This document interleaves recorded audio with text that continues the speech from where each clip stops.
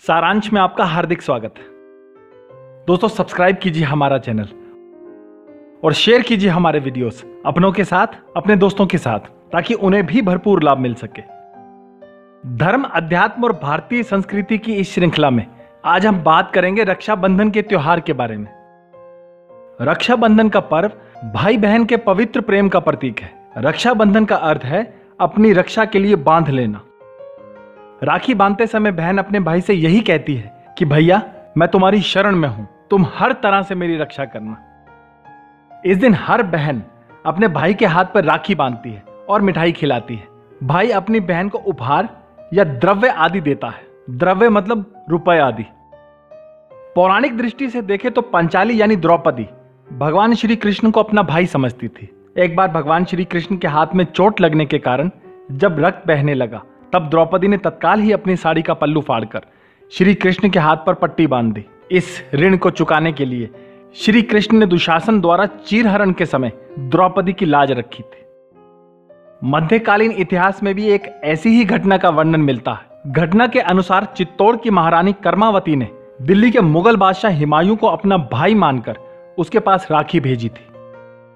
हुमायूं ने उस राखी को स्वीकार किया और गुजरात के बादशाह बहादुर शाह जफर से युद्ध किया।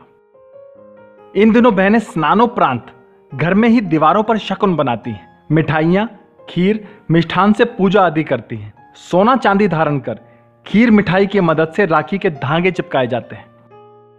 जो स्त्री इस दिन गेहूं बोती है, वह इन छोटे पौधों को पूजा में रखती है। भाइयों के हाथ पर राखी बांधने के बाद इन पौधों की बालियों को भाइयों के कान में लगाती है। रक्षाबंधन के त्योहार की कथा इस प्रकार है। एक बार भगवान श्री कृष्ण से युधिष्ठिर ने पूछा कि हे प्रभु, मुझे रक्षाबंधन की वह कथा सुनाइए जिसमें मनुष्य के दुख दूर होते हैं। तब भगवान श्री कृष्ण बोले कि हे धर्मराज, पूर्व काल में देवों व दानवों इन दोनों में 12 वर्ष तक भीषण युद्ध हुआ, जिसमें देवराज इंद्र परास्त हुए। फलस्वरूप देवता तेजहीन हो गए। परिणाम यह निकला कि देवराज इंद्र अमरावती को त्याग कर चले गए।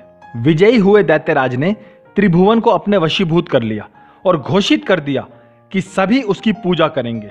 जो आपत्ति करे वह राज्य त्याग कर जा सकता है।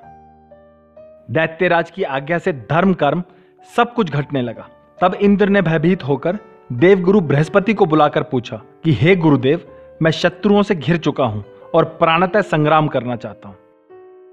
पहले तो देवगुरु बृहस्पति ने उन्हें समझाया कि क्रोध करना व्यर्थ है। फिर भी इंद्र की हठ धर्मिता को देखकर उन्होंने रक्षा विधान करने को कहा। श्रावण मास की पूर्णिमा को सुबह सवेरे रक्षा विधान संपन्न किया गया। जैसे येन बद्धो बलि राजा दानवेंद्रो महाबला तेन त्वामी बद्ध नामी रक्षे आचल आचला। इंद्राणी सहित इंद्र ने इस रक्षा का विधान का पालन किया और दानवों पर विजय प्राप्त की। इस बार रक्षाबंधन पर कुछ विशेष है। इस बार रक्षाबंधन के दिन गज केसरी योग बन रहा है, जो सुबह सवेरे से देर रात्रि तक रहेगा। इस योग में रक्षाबंधन से ही कृपा प्राप्त होगी। इस बात का भी ध्यान रखें कि भाइयों की कलाई पर किस रंग की राखी बांधने से उनकी दीर्घायु होती है और उनका जीवन सुखपूर्वक व्यतीत होता है। आइए आपको बताते हैं। मेष और वृश्चिक लगन में रक्तवर्णी, वृषभ, तुला और कर्क लगन में श्वेत वर्णी, मिथुन और कन्या लगन में हरे रंग की, सिंह लगन में गुलाबी रंग की, धनु और मीन लगन में पीत वर्णी तथा मकर और कुंभ लगन में नील वर्णी राखी बांधनी चाहिए।